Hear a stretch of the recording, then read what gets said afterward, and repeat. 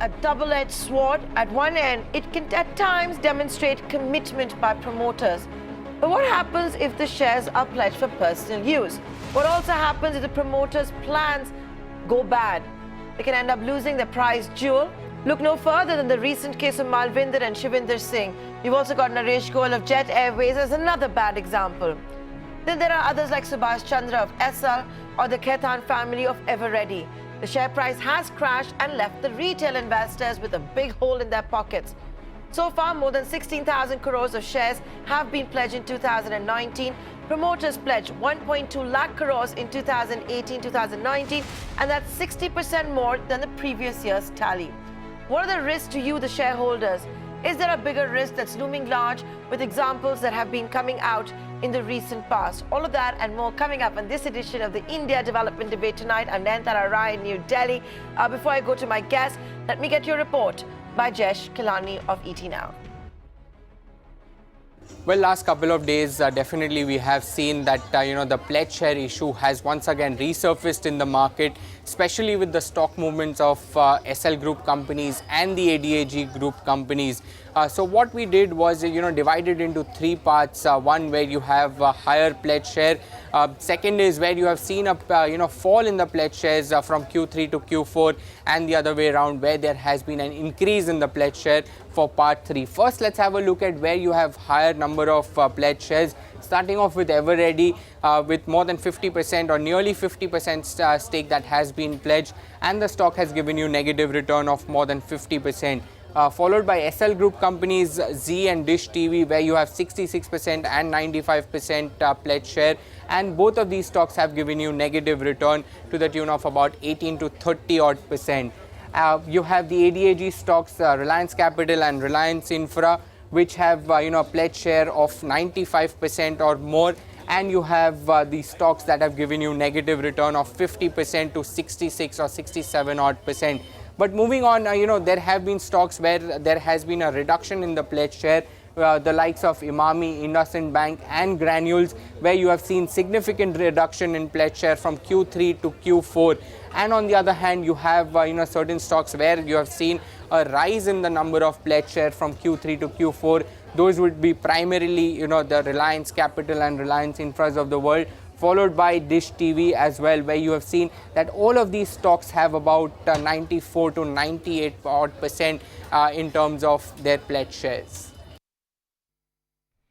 Right, let me now go across to my guest this evening. We're being joined by Dhirendra Kumar, the CEO of Value Research, Sandeep Parekh, the founder at FinSec Law Advisors, Vikas Khemani, the founder at Carnelian Capital Advisors, and Chakri Lokpriya from TCG AMC. Gentlemen, thanks so much for joining us here on ET Now. Vikas Khemani, let me come to you first. We've been talking a lot about pledge shares. Yes, it's a double-edged sword. Unfortunately, if you look at the last couple of trading sessions, in the last couple of weeks, pledge shares have been dominating the headlines for all the wrong reasons. You've seen a crash in the share price, and as a retail investors which have a hole in the pocket, how are people like you, market participants like you, navigating through this, and is it time to press the panic button?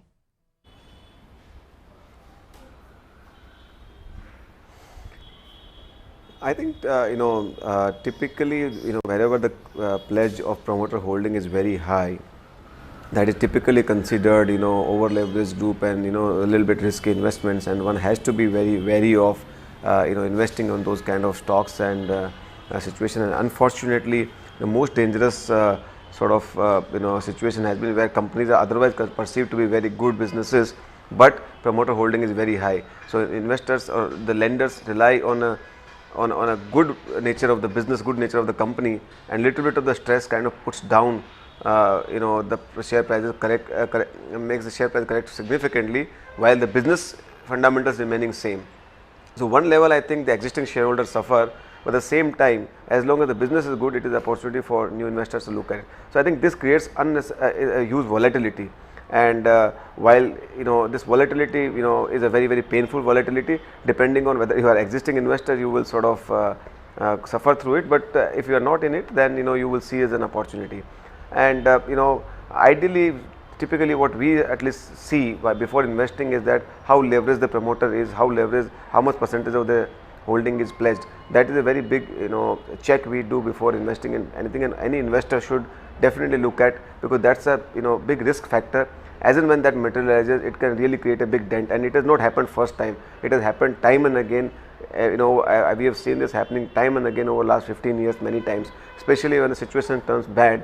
You take a big dent on your value of your holding because of these kind of situations. Let me go across to Dhirendra. I know he has a contrarian view to all of this. He thinks, this topic is being made out to be far bigger than it is. Dhirendra, why are you of this view, and what do you tell your clients when they call you all concerned? No, I'm not of the view that this point is being made, is being flagged out disproportionately. All I'm saying is that, in the mutual fund context, the exposure of mutual fund to the troubled entities, including the SL, the ADAG group, the IRNFS and everything, what has surfaced so far, is very insignificant. Yes, there are some funds which have disproportionate allocation, but if I'm just looking at the scale of it, 16,000 crore rupee exposure of debt funds of the total assets in fixed income to the tune of 1,10,000 crore. This is 1.43% of the total assets. That is all. I'm not saying that at the same time, the fixed income, the bond fund investor, the fixed income fund investor is reasonably insulated, because when I look at the exposure of, except barring few, most funds have exposure of 1 to 1.5%. So the benefit of diversification, because mutual fund is not a bond. Principally, I agree with what Vikas is saying, that and it is also a time that regulator has to really take a view on this, and they should guide the fund company, because fund company, that what should be the maximum exposure to such lending, or should there be such lending, because when it comes to lending, mutual funds have to follow a guideline, and they have to invest only in rated securities, rated and listed securities, and if the rated and listed security is not considered good enough, then these are the additional collateral. Additional collateral which is dependent on the market for something where investors' expectation from a fixed income fund is that they, what the old saying, that bonds are for gentlemen, and I would just extend it to the bond funds as well, that you don't want a sleepless night after investing in a fixed income fund, and this is causing one. Okay, that's one way to also look at it. That's the view coming in from Dhirendra Kumar. Sandeep Parekh, if I could now come to you as well, talking about pledge shares, and I remember time and again, it also seems to be cyclical, depending on where we are in the stock markets. This keeps coming up, also related with the economy on ground. But pledge shares are not necessarily a bad word. Like I said, it's a double-edged sword. For example, we've taken out the list here on ET now of the top 20 companies at BSE as per the value of the shares that have been pledged. Topping the list is Vodafone Idea at 20,511 crores. You've got to imagine that, the business of Vodafone Idea, while it is, maybe battling a disruptor and all of that, it's a sound business with a good promoter, all of that. TCS is at number 3, 17,264 crores. It sounds astronomical, 17,264 crores. But guess how much is being pledged by the promoters? 2.94% to raise that kind of, and that's the value over there. So it's not always bad. It's not always scary.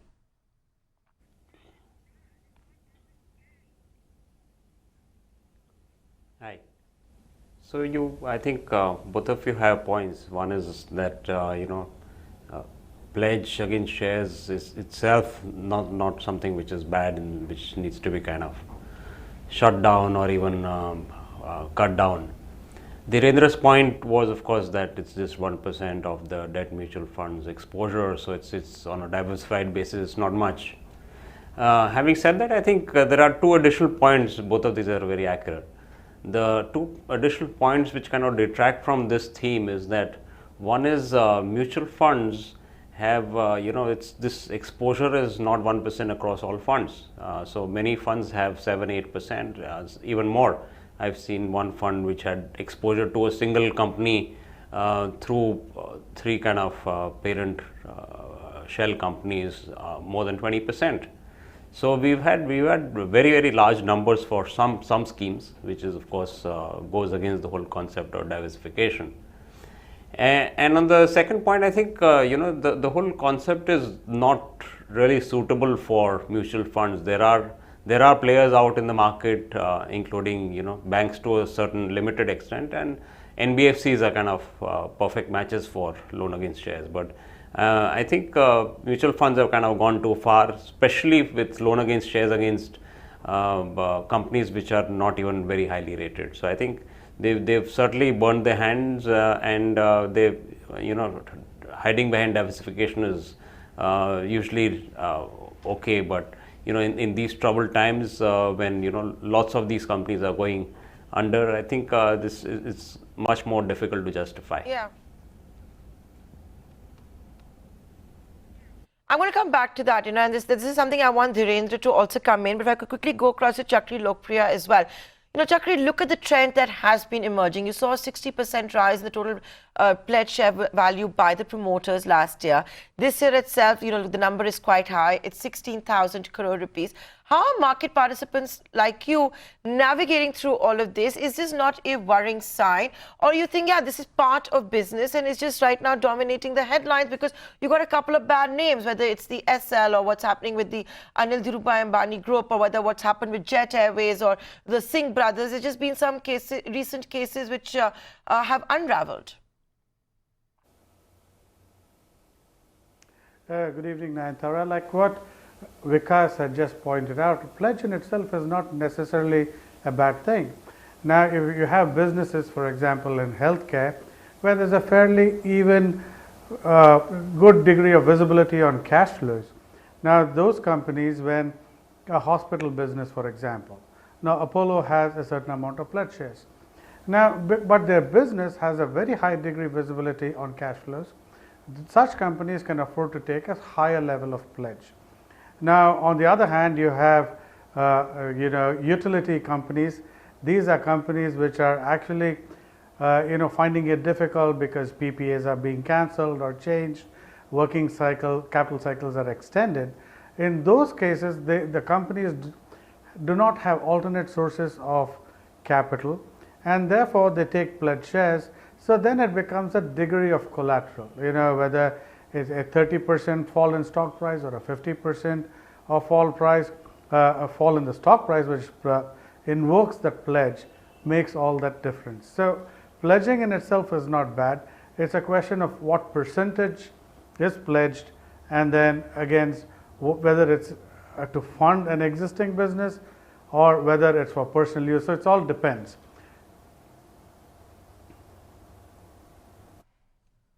Yeah, of course, it all depends. So, Vikas, let me come to you now. Some valid concerns being raised that, when you have a disproportionate exposure to some of these companies, and then what happens when you do see the stock price crash. Unfortunately, if you look at the recent case, if you just look at the last couple of days, whatever's happened with, the Khaitan family, McLeod Russell or Eveready. If you look at what has been happening with the SL group, the Reliance Anil Dhirubhai Ambani group, Apollo Hospitals has been the other one that has been hogging the limelight.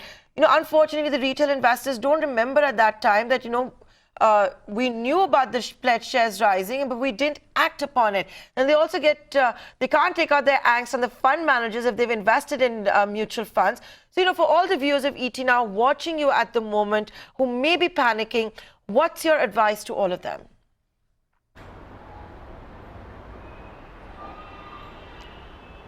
I think if you are invested in a company where the fundamentals are solid, I think you should overlook the situation and don't panic. I mean, this will pass. But if, let's say, this is materially, I mean, if the group is going towards a, let's say, very, very difficult situation, almost losing the control or a bankruptcy, because ultimately the key thing lies what is the underlying of the fundamentals of the business or core of the business. If that is sort of there, that is solid, that is continuing, I think this will pass. We have seen that happening in the past also. But if this kind of events are materially changing, having any impact, because many times even the shares are pledged for the core of the business. Let's say in case of Jet Airways, the shares were pledged to the bankers, and so there I think the whole thing has considerably changed. So those kind of situations are very, very different. So I think you will have to look at case by case. But two things I can say: go case by case, and then take a decision. Secondly, as you invest even now and in future, create a framework as a risk parameter or one of the risk parameter that you would look at how much of the promoters holding is pledged going forward, because in good times we tend to forget all these things. These things come back hounding you only when things turn bad, and that is when you need it the most. So I think constantly you should have this as a parameter to check if the promoter holding is pledged to a great proportion. You should avoid those kind of stocks, or at least you should, even if you are not avoiding, you should keep that as a problem the big is alert, or check on your radar, so that things change, you can act fast. Fair. Okay, so that's advice coming in from Vikas Khemani for all of you that might be holding shares, with this promoter pledge issue right now in your portfolio. Dhiren Kumar, if I could come to you now. The other problem is, and would you agree with this perception that exists that debt mutual funds started acting pretty much like banks? They had no business to be doing that. Yeah. Did they put the interest of the promoters before their own clients, their own people that they were taking money from? That's not fair to the unit holders. Would you agree that this perception right now is fair? The debt mutual funds are behaving like banks and they need to be reined in. We need tighter regulations from the market regulator? Yes, I will reasonably agree with this. But hindsight is 2020, and this is a great learning.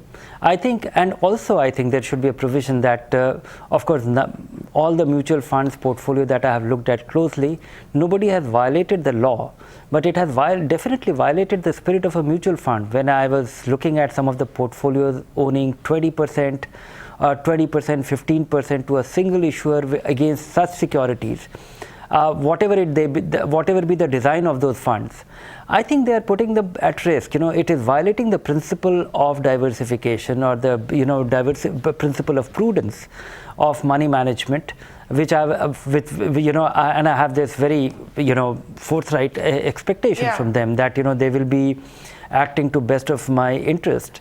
So in that sense, it is a violation, and I think they need to be controlled. This is a lesson, and a lesson which should translate into some tweaking of the law. A lot has been done by SEBI already, but I think this is a new situation which requires. Okay, so let me interrupt you there. What, according to you, would be a fair exposure of should there be a limit that a debt mutual fund has to a certain company, and what do you think that fair limit should be? Going by the lessons that we have learned. I want you to answer this, and Sandeep Parekh, I will be coming to you also for this.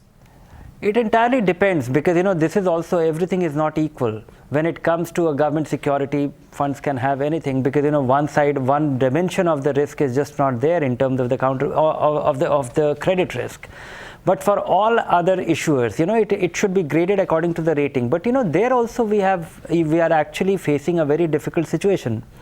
IL&FS was a situation which was AAA, and it has suddenly hit a default. So we have no grading on that. I think that requires a completely different approach. Investing in all kind of against collateral, against all kind of quasi debt, or low rated debt papers, I think funds have to exercise their prudence. Otherwise, we'll be taking back their we will not be letting them operate, or it will be micromanagement of their ability to manage the money efficiently. But that part, I think something needs to be done. I think the current norms, which many fund companies are claiming that that they have followed the norm, is not good enough. Okay, so now let me come to you, Sandeep Parekh. I told you I would be asking you this question. Dhiren's given his views.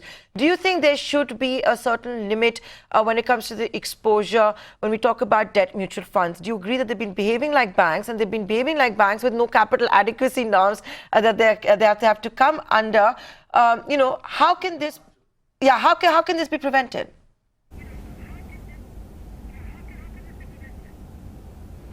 So I have two answers. One is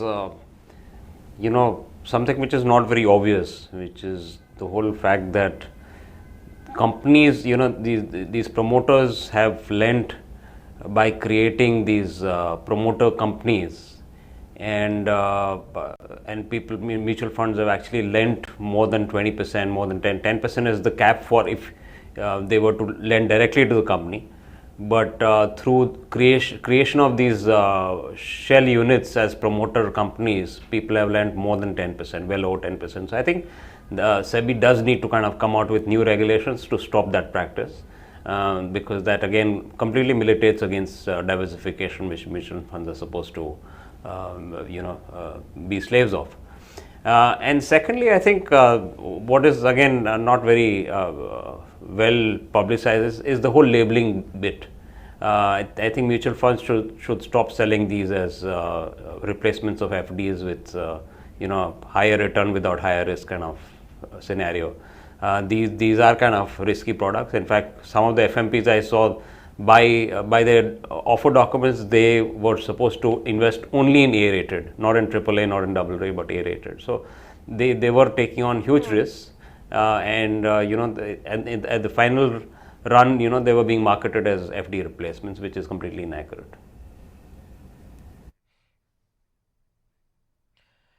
Chakri Lokpriya, let me now come to you. Another glaring, hole in the whole situation is the fact the role that the rating agencies play. We are being told that the rating agencies will be pulled up, especially after the INFS saga.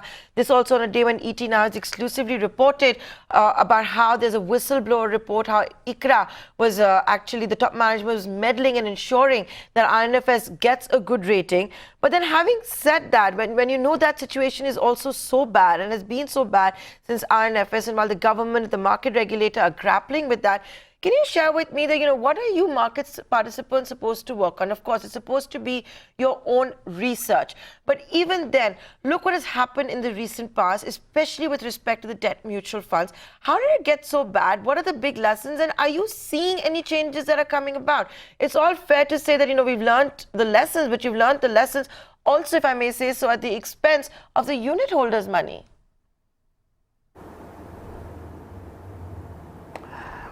These things come and go in cycles, and in a good cycle, in an up cycle, pledges don't really have a negative impact. On the other hand, on a down cycle, it magnifies the problems. Now, in terms of in a down cycle, credit ratings also have a very similar story. Suddenly, you have a company's cash flows which are stalled for various reasons. It can be because of a change in a regulation or a change in the way the company itself operates, and suddenly you have a situation where it's not able to service its either interest payments or principal repayments, and then suddenly you have its credit rating, which is looking very different from the original time in which it was lent to. So, and from that perspective, I think the various coverage ratios that you look at both from an equity and a credit perspective, a more real-time monitoring might be the solution, but that's something which is up to individual fund managers, because the profile of the business, when TRAI comes and changes, puts a cap on media companies on how much they can charge, overnight, very quickly the credit profile has changed. So I think that has to be monitored more carefully. Vikas Khemani, would you also agree that maybe we need the entire nature of the collateral to also be looked into? Which camp would you believe in? Some believe it is so complex that it can't be monetized. So is it time that maybe the market regulators step in and ensure that at least with mutual funds, which have the money of the public at large, and you're trying to penetrate this market, we at ET Now, for example, believe in the mutual fund story. We have Jan Nivesh that we talk about, the investor initiative program. So having said that, is it also time that the market regulator also, ensures that there is simplicity in the nature of the collateral?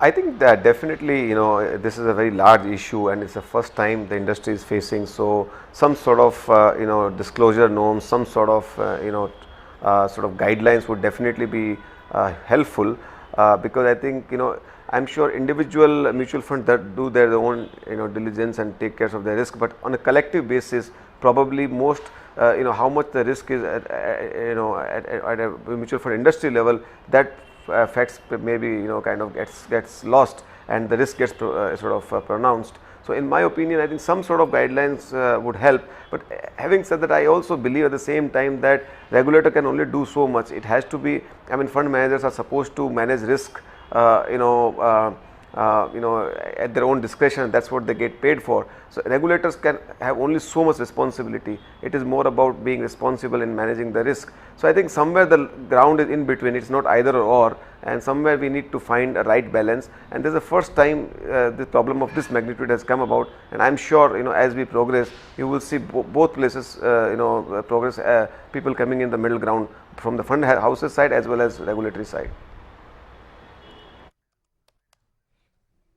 Dhirendra Kumar, I'm going to give you the final comment. What is it that you would like to tell the ET Now viewers that are watching you at this time, worried?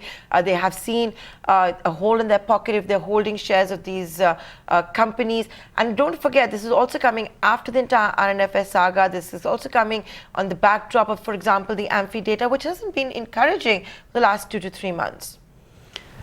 I would like to, one is the sense of helplessness. If your fund has more than 10-15 exposure to these companies which is proving to be a bad credit, you don't have anything to do, because if it is in an FMP, you can't do anything about it. You can do something about, if it's an open-end fund, look at those exposure, get out of those funds. You still have time. We are finding some of these exposures hitting the default grade as and when the default is, as and when the repayment of the interest is due. So they can still be, valued differently, walk out of those funds, open-end funds which have these exposure. Second is, take your lesson. Most mutual fund investors can do without. These risks are not worthwhile. These are not simply just not worth it.